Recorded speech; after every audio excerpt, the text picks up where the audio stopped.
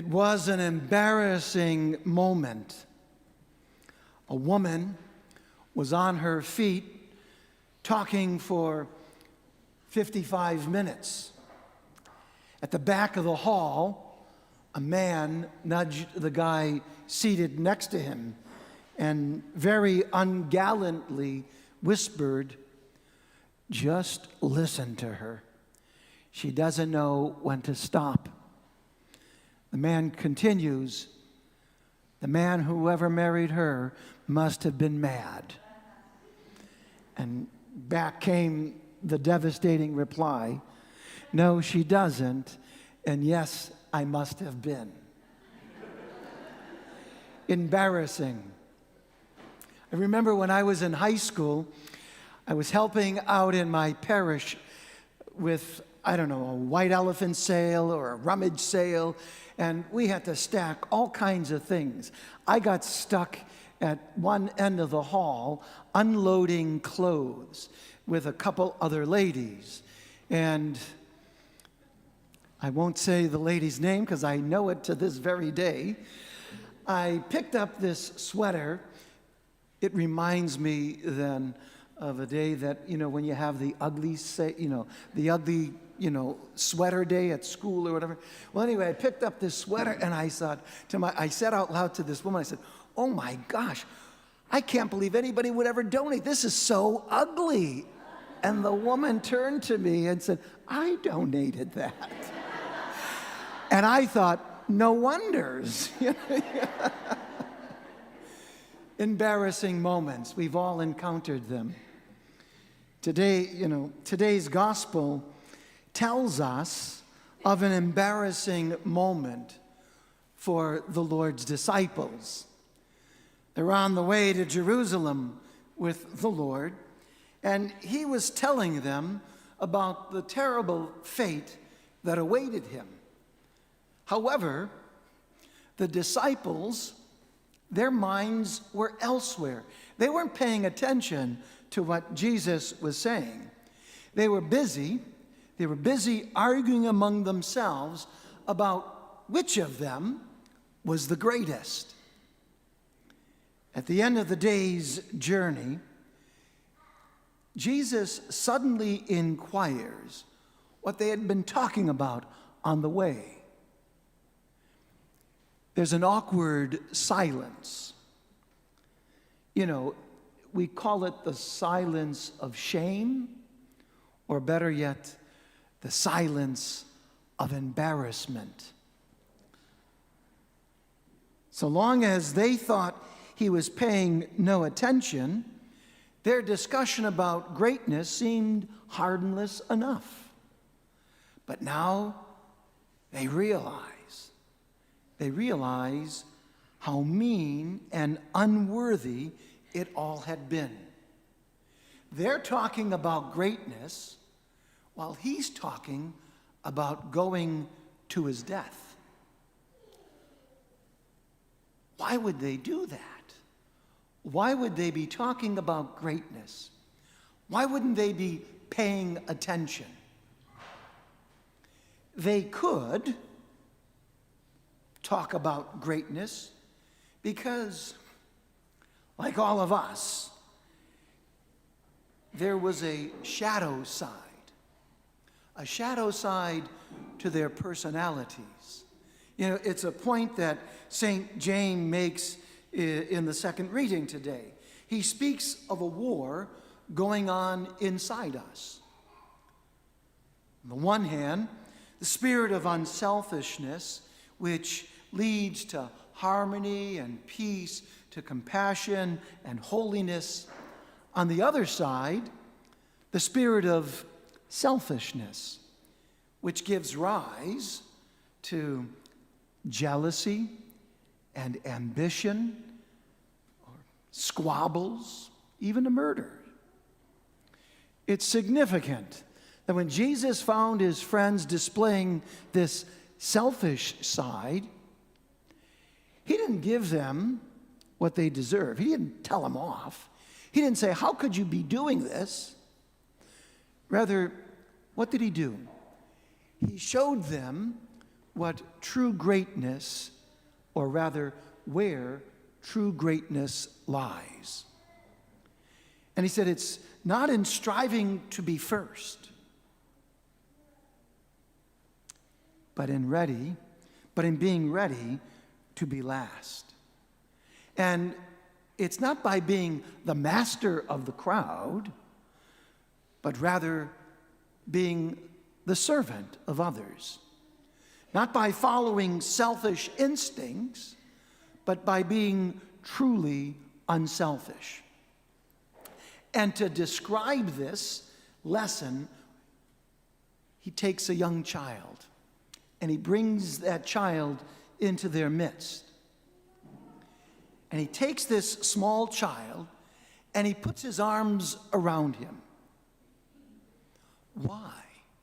Because a small child has no real power, no influence. Really, that image, it's a symbol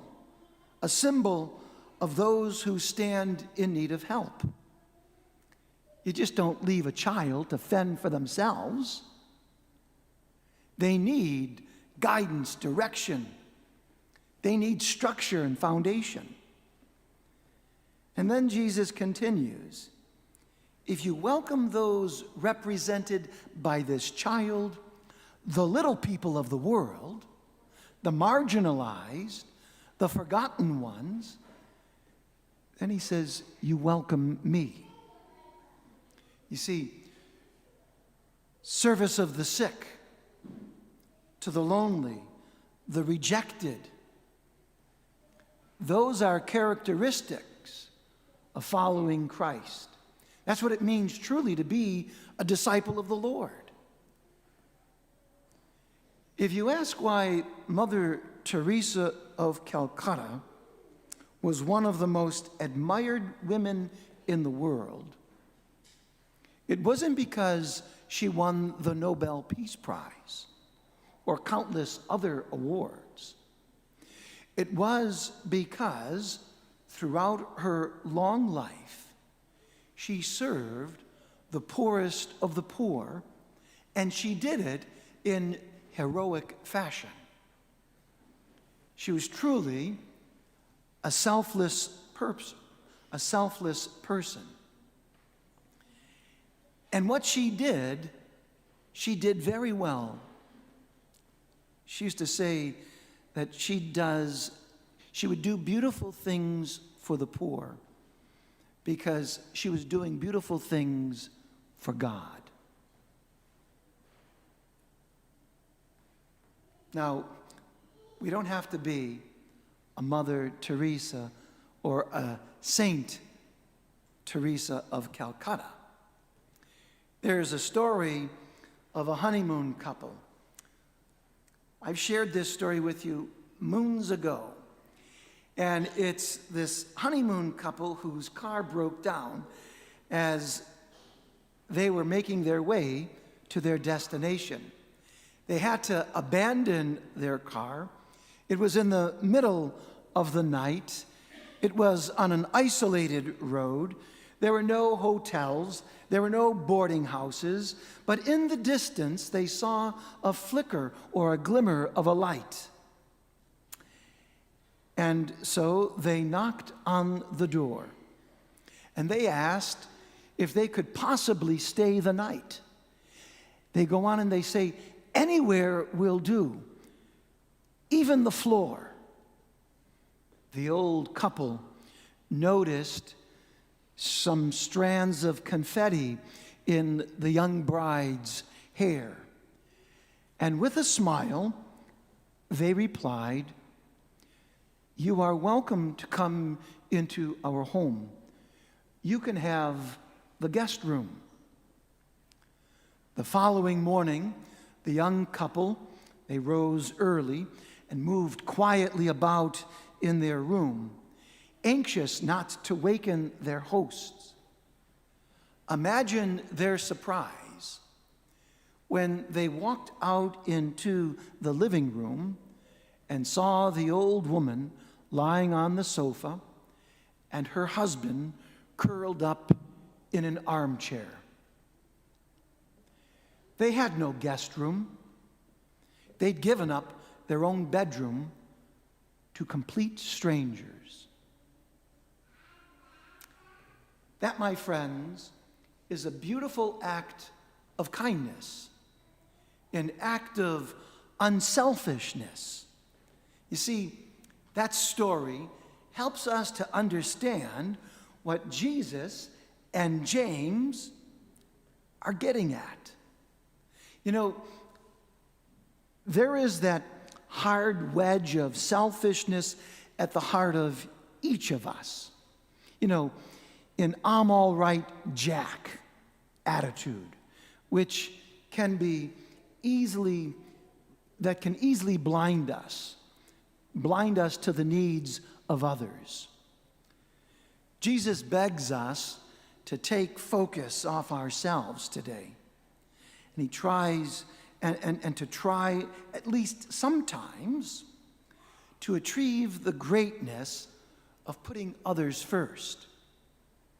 If we fail, then one day we shall have our most embarrassing moment as we face the Lord and have to admit that, we didn't even recognize that our needy brother or our sister really was the Lord himself.